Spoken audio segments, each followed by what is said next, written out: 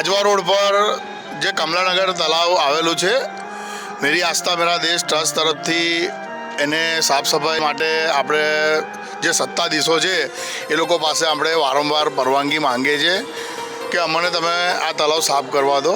તો એ લોકો કયા કારણસર આપણને પરમિશન નથી આપતા એ ખબર નથી પડતી. અને જ્યારે બી અમે લોકો જઈએ છીએ કમિશનર શ્રી પાસે તો એવું કહેવામાં આવે છે કે અમે કરી લઈશું. તો આજે આ વાતને 6 મહિનાની ઉપર થઈ ગયું છે, પણ આ તલાવની દશા હજુ વધારે ખરાબ થતી જાય છે. અને આજુબાજુની જે જનતા જે અહીંયા રહીશો રહે છે એ લોકો દ્વારા બી વારંવાર કમ્પ્લેન કરવામાં આવે છે કે તલાવ તમે લોકો સાફ કરો.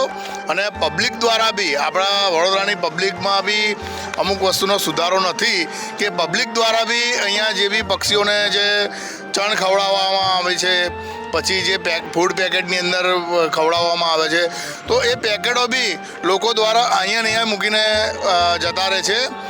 અને અહીંની રહીશો જાગૃત છે, એ લોકોને ખબર છે કે આ તલાવની હાલત જો અમે લોકો કંઈ કહીએ નહીં તો હજુ આનાથી ખરાબ થશે. તો તમે શું કહેવા માંગો છો આ તલાવ માટે?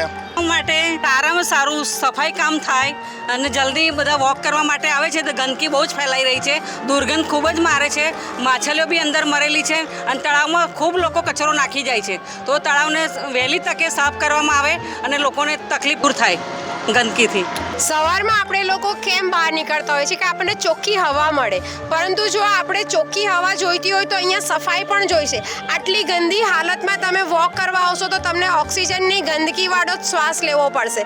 તો અમારી ગવર્મેન્ટને અને આપણા કોર્પોરેશનના અધિકારીઓને રિક્વેસ્ટ છે કે જો તમે લોકો સાફ કરી શકતા હોય તો વેલ એન્ડ ગુડ, નહીં તો અમારા જે ટ્રસ્ટના અધિકારીઓ છે જે તમારી પાસે પરમિશન માંગે છે એની સફાઈનું, તો એમને પરમિશન આપો જેથી અહીંયા તળાવની સફાઈ થાય અને અહીંયા આવતા જે વોક કરનારા સદસ્યો છે એ લોકોને ચોખ્ખી હવાનું ગ્રહણ કરી શકે, જેથી એ લોકોનું સ્વાસ્થ્ય સુધરી શકે. તમારું શુભ નામ?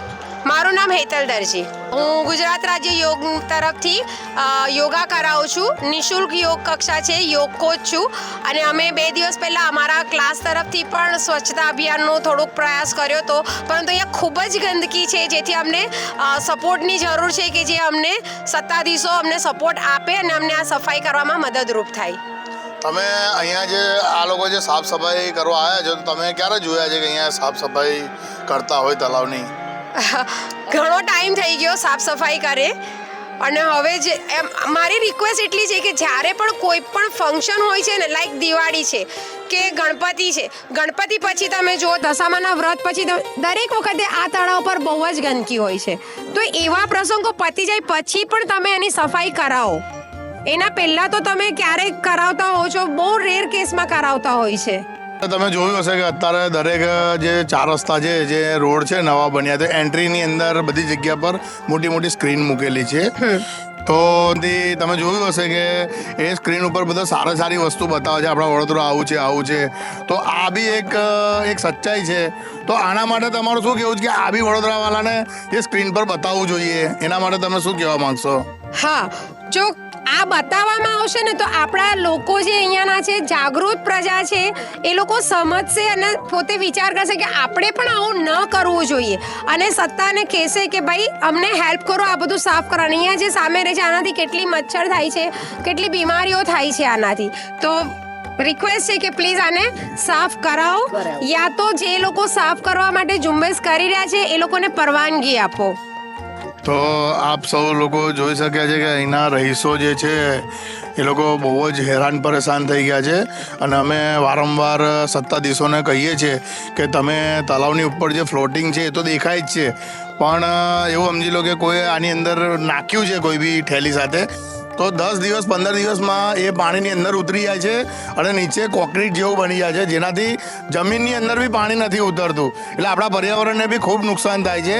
તો જેમ બને એમ જલ્દી તમે કરો, યા તો અમને તમે પરવાનગી આપો તો અમે આ જલ્દથી જલ્દ આ કામ અમે કરીએ.